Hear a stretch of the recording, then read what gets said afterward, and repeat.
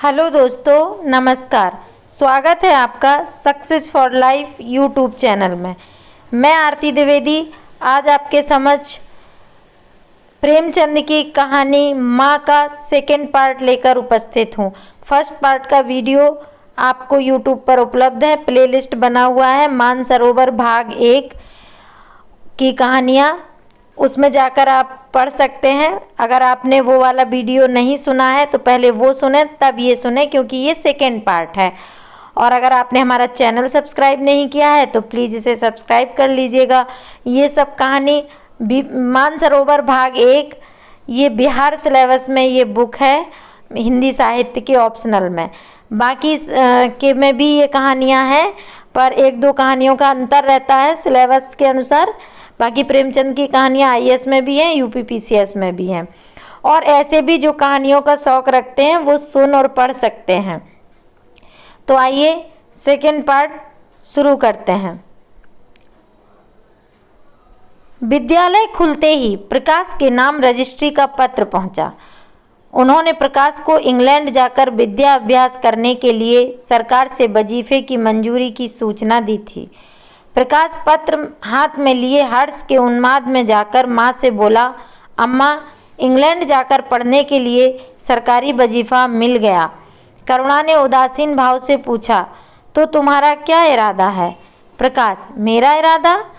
ऐसा अवसर पाकर भला कौन छोड़ता है? करुणा, तुम तो स्वयं सेवकों में भर्ती होने जा रहे थे। प्रकाश, तो क्या आप समझती हैं स्वयं सेवक बन जाना ही जाति सेवा है? मैं इंग्लैंड से आकर भी तो सेवा कार्य कर सकता हूँ। और अम्मा, सच पूछो तो एक मजिस्ट्रेट अपने देश का जितना उपकार कर सकता है उतना 1000 स्वयं सेवक मिलकर भी नहीं कर सकते। मैं तो सिविल सर्विस की परीक्षा में बैठूंगा और मुझे विश्वास है कि सफल हो जाऊंगा। करुणा ने चकित होकर पूछा, तो क्या तुम मजिस्ट्रेट हो जाओगे? प्रकाश, सेवा भाव रखने वाला एक मजिस्ट्रेट कांग्रेस के 1000 सभापतियों से ज़्यादा उपकार कर सकता है। अखबारों में उसकी लंबी लंबी तारीफ़ें न छपेंगी, उसकी वक्रताओं पर तालियां न बजेंगी, जनता उसके जुलूस की गाड़ी न खींचेगी और न विद्यालयों के छात्र उसको अभिनंदन पत्र देंगे, पर सच्ची सेवा मजिस्ट्रेट ही कर सकता है। करुणा ने आपत्ति के भाव से कहा, लेकिन यही मजिस्ट्रेट जो जाति के सेवकों को सजाएं देते हैं उन पर गोलियां चलाते हैं। प्रकाश, अगर मजिस्ट्रेट के हृदय में परोपकार का भाव है तो वह नरमी से वही काम कर सकता है जो दूसरे गोलियां चलाकर भी नहीं कर सकते। करुणा, मैं यह न मानूंगी। सरकार अपने नौकरों को इतनी स्वाधीनता नहीं देती, वह एक नीति बना देती है और हर एक सरकारी नौकर को उसका पालन करना पड़ता है। सरकार की पहली नीति यह है कि वह दिन दिन अधिक संगठित और दृढ़ हो। उसके लिए स्वाधीनता के भावों का दमन करना जरूरी है। अगर कोई मजिस्ट्रेट इस नीति के विरुद्ध काम करता है तो वह मजिस्ट्रेट न रहेगा। वह हिंदुस्तानी मजिस्ट्रेट था जिसने तुम्हारे बाबूजी को जरा सी बात पर 3 साल की सज़ा दी। इस सज़ा ने उनके प्राण लिए। बेटा, मेरी इतनी बात मानो, सरकारी पदों पर न गिरो। मुझे यह मंजूर है कि तुम मोटा खाकर और मोटा पहनकर अपने देश की कुछ सेवा करो, इसके बदले कि तुम हाकिम बन जाओ और शान से जीवन बिताओ। यह समझ लो कि जिस दिन तुम हाकिम की कुर्सी पर बैठोगे उस दिन तुम्हारा दिमाग हाकिमों का सा हो जाएगा। तुम यही चाहोगे कि अफसरों में तुम्हारी नेक नामी और तरक्की हो, एक गंवारू मिसाल लो। लड़की जब तक मायके में कुंवारी रहती है वह अपने को उसी घर का समझती है, लेकिन जिस दिन ससुराल चली जाती है वह अपने घर को दूसरों का घर समझने लगती है। माँ बाप, भाई बंद सब वही रहते हैं, लेकिन वह घर अपना नहीं रहता। यही दुनिया का दस्तूर है। प्रकाश ने खींचकर कहा, तो क्या आप यही चाहती हैं कि मैं जिंदगी भर चारों तरफ ठोकरें खाता फिरूं? करुणा कठोर नेत्रों से देखकर बोली, अगर ठोकर खाकर आत्मा स्वाधीन रह सकती है तो मैं कहूँगी ठोकर खाना अच्छा है। प्रकाश ने निश्चयात्मक भाव से कहा, तो आपकी यही इच्छा है? करुणा ने उसी स्वर में उत्तर दिया, हाँ, मेरी यही इच्छा है। प्रकाश ने कुछ जवाब न दिया। उठकर बाहर चला गया और तुरंत रजिस्ट्रार को इनकारी पत्र लिख भेजा। मगर उसी क्षण से मानो उसके सिर पर विपत्ति ने आसन जमा लिया। विरक्त और बेमन अपने कमरे में पड़ा रहता, न कहीं घूमने जाता, न किसी से मिलता, मुंह लटकाए भीतर आता, 2-4 कौर खाता और फिर बाहर चला जाता। यहाँ तक कि 1 महीना गुजर गया, न चेहरे पर वह लाली रही, न वह ओज। आंखें अनाथों की मुख की भांति याचना से भरी हुई, होंठ हंसना भूल गए। मानो इस इनकारी पत्र के साथ उसकी सारी सजीवता, सारी चपलता, सारी सरसता विदा हो गई। करुणा उसके मनोभाव समझती थी और उसके शोक को भुलाने की चेष्टा करती थी, पर रूठे देवता प्रसन्न न होते थे। आखिर एक दिन उसने प्रकाश से कहा, बेटा, अगर तुमने विलायत जाने को ठान ली है तो चले जाओ, मैं मना न करूँगी। मुझे खेद है कि मैंने तुम्हें रोका। अगर मैं जानती कि तुम्हें इतना आघात पहुँचेगा तो कभी न रोकती। मैंने तो केवल एक विचार से रोका था कि तुम्हें जाति सेवा में मग्न देखकर तुम्हारे बाबूजी की आत्मा प्रसन्न होगी। उन्होंने चलते समय यह वसीयत की थी। प्रकाश ने रुखाई से जवाब दिया, अब क्या जाऊंगा, इनकारी खत लिख चुका। मेरे लिए कोई अब तक बैठा थोड़े ही होगा, कोई दूसरा लड़का चुन लिया गया होगा, और फिर करना ही क्या है। जब आपकी मर्जी है कि गांव-गांव की खाक छानता फिरूं तो वही सही। करुणा का गर्व चूर चूर हो गया। इस अनुमति से उसने बाधा का काम लेना चाहा था, पर सफल न हुई। बोली, अभी न चुना गया होगा, लिख दो, मैं जाने को तैयार हूँ। प्रकाश ने झुंझलाकर कहा, अब कुछ नहीं हो सकता, लोग हंसी उड़ाएंगे। मैंने तय कर लिया है कि जीवन को आपकी इच्छा के अनुकूल बनाऊंगा। करुणा, तुमने अगर शुद्ध मन से यह इरादा किया होता तो यूँ न रहते। तुम मुझसे सत्याग्रह कर रहे हो। अगर मन को दबाकर मुझे अपनी राह का कांटा समझकर तुमने मेरी इच्छा पूरी भी की तो क्या। मैं तो जब जानती कि तुम्हारे मन में आप ही आप सेवा का भाव उत्पन्न होता। तुम आज ही रजिस्ट्रार साहब को पत्र लिख दो। प्रकाश, अब नहीं लिख सकता। तो इसी शोक में तने बैठे रहोगे, लाचारी है। करुणा ने कुछ और न कहा। जरा देर में प्रकाश ने देखा कि वह कहीं जा रही है, मगर वह कुछ बोला नहीं। करुणा के लिए बाहर आना जाना कोई असाधारण बात न थी, लेकिन जब संध्या हो गई और करुणा न आई तो प्रकाश को चिंता होने लगी। अम्मा कहाँ गईं? वह प्रश्न बार बार उसके मन में उठने लगा। प्रकाश सारी रात द्वार पर बैठा रहा। भांति भांति की शंकाएं मन में उठने लगीं। उसे अब याद आया, चलते समय करुणा कितनी उदास थी, उसकी आंखें कितनी लाल थीं। यह बातें प्रकाश को उस समय क्यों न नजर आईं? क्या वह स्वार्थ में अंधा हो गया था? हाँ, अब प्रकाश को याद आया, माता ने साफ सुथरे कपड़े पहने थे, उसके हाथ में छतरी भी थी। तो क्या वह कहीं बहुत दूर गई हैं? किससे पूछे? अनिष्ट के भय से प्रकाश रोने लगा। श्रावण की अंधेरी भयानक रात थी। प्रकाश में श्याम मेघमालाएं भीषण स्वप्न की भांति छाई हुई थीं। प्रकाश रह रहकर आकाश की ओर देखता था, मानो करुणा उन्हीं मेघमालाओं में छिपी बैठी है। उसने निश्चय किया, सवेरा होते ही माँ को खोजने चलूँगा। और अगर किसी ने द्वार खटखटाया, प्रकाश ने दौड़कर खोला तो देखा करुणा खड़ी है। उसका मुखमंडल इतना खोया हुआ, इतना करुण था, जैसे आज ही उसका सुहाग उठ गया है, जैसे अब संसार में उसके लिए कुछ नहीं रहा, जैसे वह नदी के किनारे खड़ी अपनी लदी हुई नाव को डूबते देख रही है और कुछ कर नहीं सकती। प्रकाश ने अधीर होकर पूछा, अम्मा कहाँ चली गई थीं? बहुत देर लगाई। करुणा ने भूमि की ओर ताकते हुए जवाब दिया, एक काम से गई थी, देर हो गई। यह कहते हुए उसने प्रकाश के सामने एक बंद लिफाफा फेंक दिया। प्रकाश ने उत्सुक होकर लिफाफा उठा लिया। ऊपर ही विद्यालय की मोहर थी। तुरंत ही लिफाफा खोलकर पढ़ा। हल्की सी लालिमा चेहरे पर दौड़ गई। पूछा, यह तुम्हें कहाँ मिल गया अम्मा? करुणा, तुम्हारे रजिस्ट्रार के पास से लाई हूँ। क्या तुम वहाँ चली गई थीं? और क्या करती? कल तो गाड़ी का समय न था, मोटर ले ली थी। प्रकाश एक क्षण तक मौन खड़ा रहा, फिर कुंठित स्वर में बोला, जब तुम्हारी इच्छा नहीं है तो क्यों भेज रही हो? करुणा ने विरक्त भाव से कहा, इसलिए कि तुम्हारी जाने की इच्छा है। तुम्हारा यह मलिन वेश नहीं देखा जाता। अपने जीवन के 20 वर्ष तुम्हारी हित कामना पर अर्पित कर दिए। अब तुम्हारी महत्वाकांक्षा की हत्या नहीं कर सकती। तुम्हारी यात्रा सफल हो, मेरी यही हार्दिक अभिलाषा है। करुणा का कंठ रुंध गया और वह कुछ कह न सकी। प्रकाश उसी दिन से यात्रा की तैयारियां करने लगा। करुणा के पास जो कुछ था वह सब खर्च हो गया। कुछ ऋण भी लेना पड़ा। नए सूट बने, सूटकेस लिए गए। प्रकाश अपनी धुन में मस्त था। कभी किसी चीज़ की फरमाइश लेकर आता, कभी किसी चीज़ की। करुणा इस एक सप्ताह में कितनी दुर्बल हो गई है, उसके बालों पर कितनी सफ़ेदी आ गई है, चेहरे पर कितनी झुर्रियाँ पड़ गई हैं, यह उसे कुछ न नज़र आता। उसकी आंखों में इंग्लैंड के दृश्य समाये हुए थे।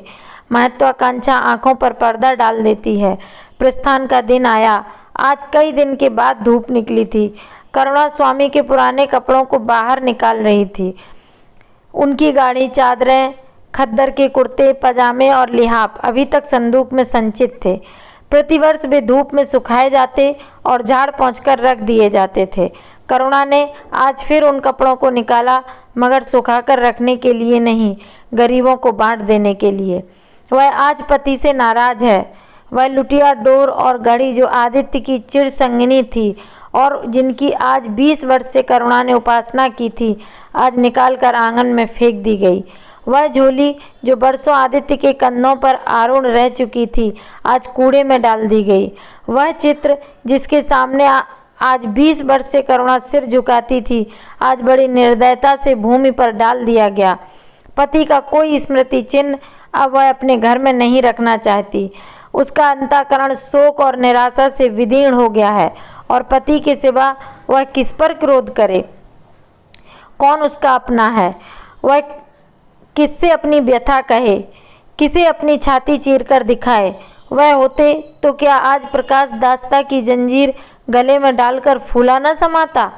उसे कौन समझाए कि आदित्य भी इस अवसर पर पछताने के सिवा और कुछ न कर सकते। प्रकाश के मित्रों ने आज उसे विदाई का भोज दिया था। वहाँ से वह संध्या समय कई मित्रों के साथ मोटर पर लौटा। सफ़र का सामान मोटर पर रख दिया गया। तब वह अंदर जाकर माँ से बोला, अम्मा जाता हूँ, बम्बई पहुँचकर पत्र लिखूँगा। तुम्हें मेरी कसम, रोना मत और मेरे खतों का जवाब बराबर देना। तुम्हें किसी लाश को बाहर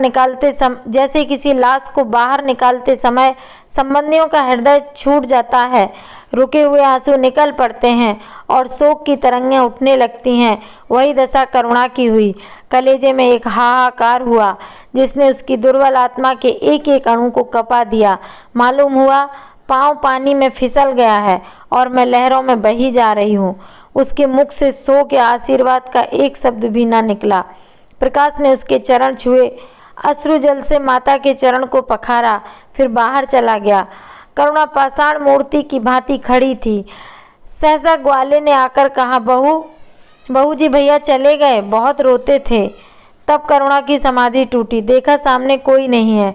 घर में मृत्यु का सा सन्नाटा छाया हुआ है और मानो हृदय की गति बंद हो गई है। सहसा करुणा की दृष्टि ऊपर उठ गई। उसने देखा कि आदित्य अपनी गोद में प्रकाश की निर्जीव देह लिए खड़े रो रहे हैं। करुणा पछाड़ खाकर गिर पड़ी। करुणा जीवित थी, पर संसार से उसका कोई नाता न था। उसका छोटा सा संसार जिसे उसने अपनी कल्पनाओं के हृदय में रचा था, स्वप्न की भांति अनंत में विलीन हो गया था। जिस प्रकाश को सामने देखकर वह जीवन की अंधेरी रात में भी हृदय में आशाओं की संपत्ति लिए जी रही थी, वह बुझ गया और संपत्ति लुट गई। अब न कोई आश्रय था और न उसकी जरूरत। जिन गऊओं को वह दोनों वक्त अपने हाथों से दाना चारा देती और सहलाती थी, अब खूंटे पर बंधी निराश नेत्रों से द्वार की ओर ताकती रहती थीं। बछड़ों को गले लगाकर चुमकारने वाला अब कोई न था। किसके लिए दूध दुहे, मस्का निकाले, खाने वाला कौन था? करुणा ने अपने छोटे से संसार को अपने ही अंदर समेट लिया था, किंतु एक ही सप्ताह में करुणा के जीवन ने रंग बदला। उसका छोटा सा संसार फैलते फैलते विश्वव्यापी हो गया। जिस लंगर ने नौका को तट से एक केंद्र पर बांध रखा था, वह उखड़ गया। अब नौका सागर के अशेष विस्तार में भ्रमण करेगी। चाहे वह उद्दाम तरंगों के वक्ष में ही क्यों न विलीन हो जाए। करुणा द्वार पर जा बैठती और मोहल्ले भर के लड़कों को जमा करके दूध पिलाती। दोपहर तक मक्खन निकालती और वह मक्खन मोहल्ले के लड़के खाते। फिर भांति भांति के पकवान बनाती और कुत्तों को खिलाती। अब यही उसका नित्य का नियम हो गया। चिड़ियाँ, कुत्ते, बिल्लियाँ, चींटे, चींटियाँ सब अपने हो गए। प्रेम का वह द्वार अब किसी के लिए बंद न था। उस अंगुल भर जगह में जो प्रकाश के लिए भी काफ़ी न थी, अब समस्त संसार समा गया। एक दिन प्रकाश का पत्र आया। करुणा ने उसे उठाकर फेंक दिया। फिर थोड़ी देर के बाद उसे उठाकर फाड़ डाला और चिड़ियों को दाना चुगाने लगी। मगर जब निशा योगिनी ने अपनी धूनी जलाई और वेदनाएं उससे वरदान मांगने के लिए विकल होकर चली, तो करुणा की मनोवेदना भी सजग हो उठी। प्रकाश का पत्र पढ़ने के लिए उसका मन व्याकुल हो उठा। उसने सोचा, प्रकाश मेरा कौन है? मेरा उससे क्या प्रयोजन? हाँ, प्रकाश मेरा कौन है? हृदय ने उत्तर दिया, प्रकाश तेरा सर्वस्व है। वह तेरे उस अमर प्रेम की निशानी है जिससे तू सदैव के लिए वंचित हो गई। वह तेरे प्राणों का प्राण है, जीवन दीपक का प्रकाश, तेरे संचित कामनाओं का माधुर्य, तेरे अश्रुजल में विहार करने वाला हास। करुणा उस पत्र के टुकड़ों को जमा करने लगी, मानो उसके प्राण बिखर गए हों। एक एक टुकड़ा उसे अपने खोए हुए प्रेम का एक एक पद चिन्ह मालूम होता था। जब सारे पुर्जे जमा हो गए तो करुणा दीपक के सामने बैठकर उन्हें जोड़ने लगी, जैसे कोई वियोगी हृदय प्रेम के टूटे हुए तारों को जोड़ रहा हो। हाय री ममता!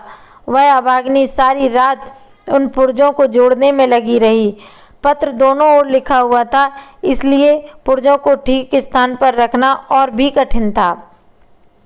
कोई शब्द, कोई वाक्य बीच में गायब हो जाता। उस एक टुकड़े को वह फिर खोजने लगती। सारी रात बीत गई पर पत्र अभी अपूर्ण था। दिन चढ़ आया। मोहल्ले के लौंडे मक्खन और दूध की चाट में एकत्र हो गए।